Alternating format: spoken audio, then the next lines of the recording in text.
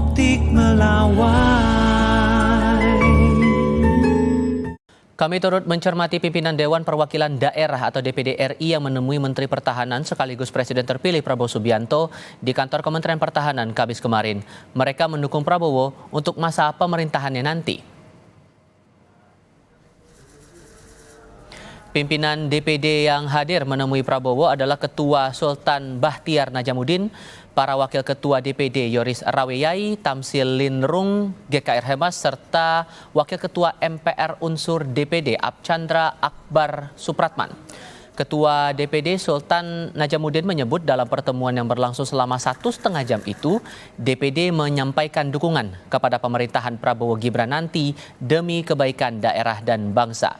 Kendati begitu, Sultan memastikan dinamika politik tetap berjalan.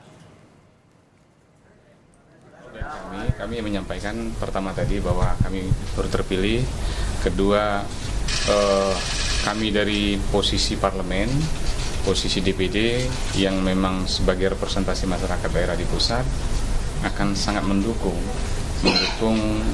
program-program pemerintah ke depan, Presiden terpilih ya untuk 5 tahun yang akan datang yang akan dilantik tanggal 20 Oktober. Nah, semua demi kebaikan daerah dan bangsa, tentu program eksekutif di bawah kepemimpinan beliau nanti akan kami dukung.